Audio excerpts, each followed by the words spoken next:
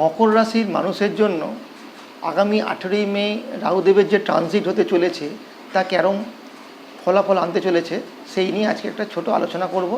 নমস্কার, আমি Abhijit Guin, KP astrologer, modern astro solution চ্যানেলে আপনাদের সকলকে স্বাগত জানাই।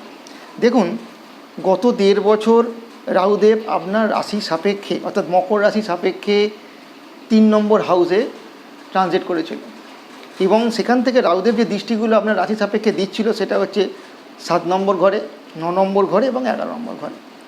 তো এই গত 1.5 বছরে আপনি দেখে থাকবেন যে আপনার যে যোগাযোগ ব্যবস্থা অর্থাৎ আপনি যে কোনো কাজকর্মের ক্ষেত্রে যে যোগাযোগ বা কোনো একটা কিছু করতে যাচ্ছেন তার জন্য যে যোগাযোগ করবেন সেই যোগাযোগ ব্যবস্থা আপনার সঠিকভাবে হচ্ছিল না, সেখানে একটা বাধা সৃষ্টি রাহুদেব ঘটাচ্ছিল।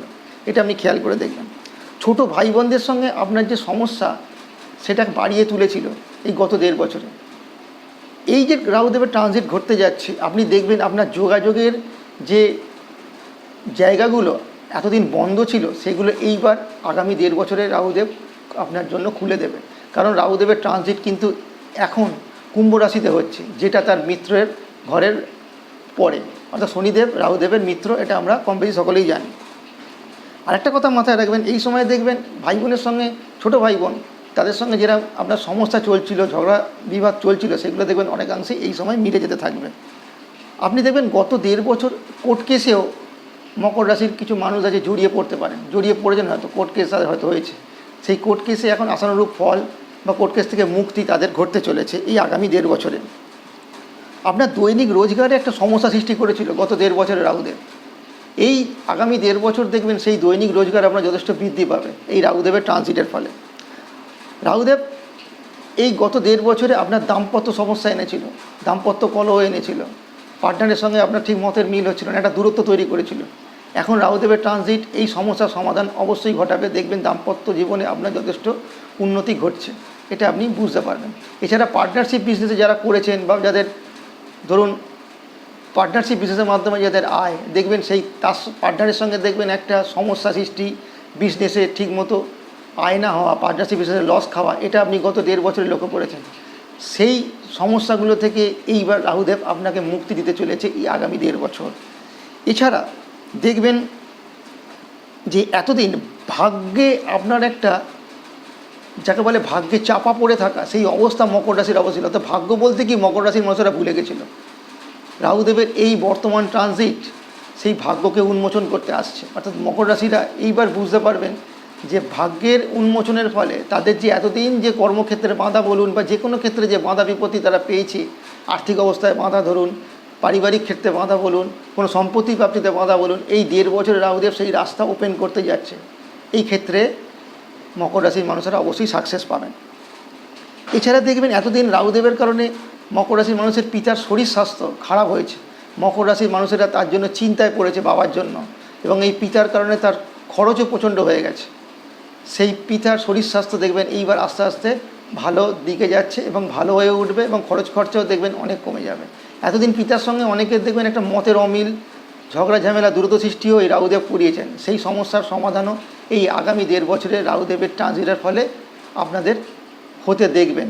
পিতার সঙ্গে সেই সমস্যা আর থাকবে না। এছাড়া দেখবেন গত 1.5 বছর আপনি যে কোনো রকম প্রাপ্তিতে আপনি বাধা পেয়েছেন, যে কোনো সাকসেস আপনার সহজে আসেনি, বরঞ্চ সেই সাকসেসটা 90 ভাগ 99 ভাগ এগিয়ে গিয়ে শেষে দেখা গেছে বাধাপ্রাপ্ত হয়ে সেটা আপনি সফলতার মুখ দেখতে পাননি। কিন্তু এই আগামী 1.5 বছর রাহুদেবের যে ট্রানজিট হতে যাচ্ছে, মাথায় রাখবেন এখানে আপনাকে সফলতার শীর্ষে রাহুদেব পৌঁছে দেবে। কিন্তু এক্ষেত্রে আপনাকে একটা খেয়াল রাখতে হবে যে এই সময় রাহুদেবের যে প্রেজেন্ট ট্রানজিট, এই ট্রানজিট আপনার 3য় নম্বর ঘরে হতে যাচ্ছে।